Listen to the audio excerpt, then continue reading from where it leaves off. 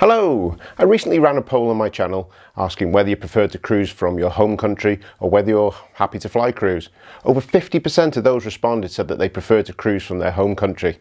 This is of course very convenient, saving so much time at the airport, the hassle of baggage allowance. But if you live in the UK, this almost always means a trip to Southampton. And if, like me, you live nowhere near Southampton, maybe in the north of England, Wales or even up in Scotland, travelling to Southampton can take as long as a flight to Rome or Barcelona. But if you can't or won't fly, there are some options for regional departures from around the UK, and in this video I'll go through what's available.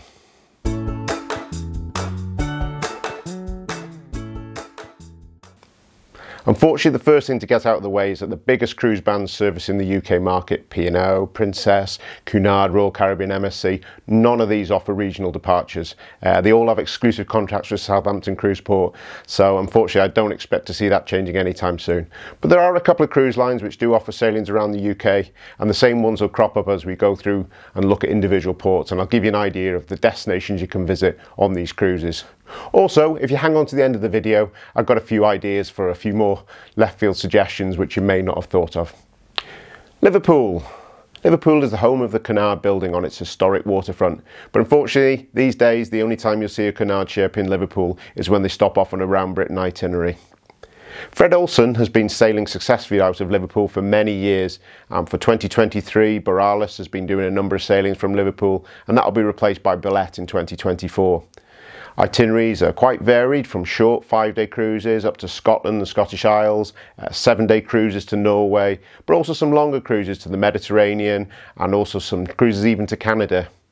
Now, Fred Olsen does have a reputation for attracting the more mature cruiser. It's not really aimed at families, however it's not an adult only line and they do allow children, but facilities for children are pretty limited, so do bear that in mind. It may not be your best option for families.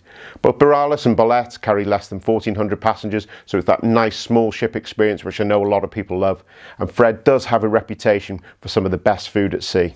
If you stay subscribed to this channel, I am hoping to try Fred Olsen myself soon, so I'll put a review video up.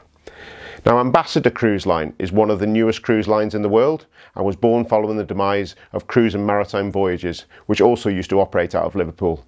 Their ship Ambition was purchased from AIDA Cruises and holds around 1,700 passengers. Some of the itineraries are similar to what you would get with Fred Olsen, with UK, Norway and Med cruises, and prices do look pretty competitive and maybe just a touch cheaper than Fred Olsen. You do have to bear in mind though, on these sailings, Ambassador are adults only.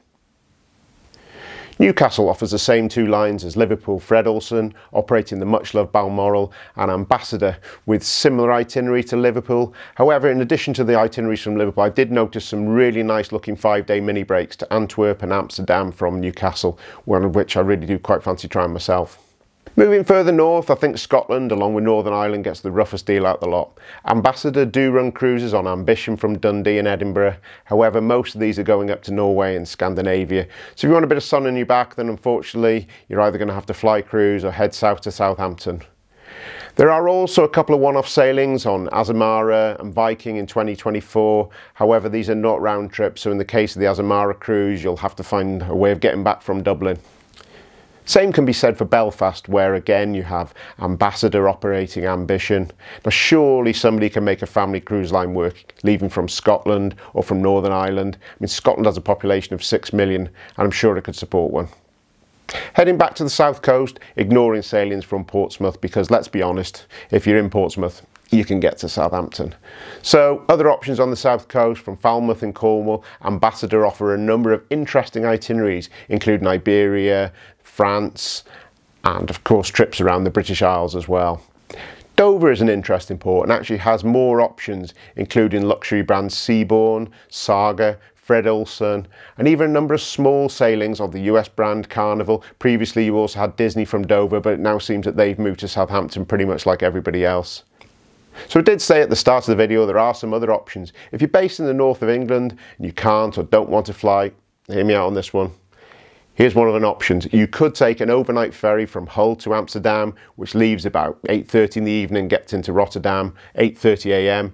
Travelling into Amsterdam opens up Royal Caribbean, Holland America, even some Costa sailings, and that really does give you an awful lot of different itineraries that you could do, although you have of course got the inconvenience of the overnight sailing and the cost of travelling to Amsterdam on the ferry, which is about £150. Now, if you're on the English south coast, and you could also get over to France, northern France also gives you access to Costa, MSC and even Princess that will sail from northern France. And okay, it's a little bit longer even than getting to Southampton, but at least it's something a little bit different. So in conclusion, if you're a family looking for a cruise from the UK, then unless you go to Southampton, your options are really limited. However, for couples, especially if you like a quieter cruise and smaller ships, then Fred Olsen and Ambassador are great options and well worth looking at. Hopefully in time, more lines will see it and offer some more cruises around the UK. I know myself, travelling down from Cheshire all the way down to Southampton is an absolute pain. So let's hope things change in the future. I hope you found that useful, and if you did, then please do hit subscribe and do hit like on the video also, and I hope I can give you some more tips in the future that can help you with your cruising. Until the next time, bye for now.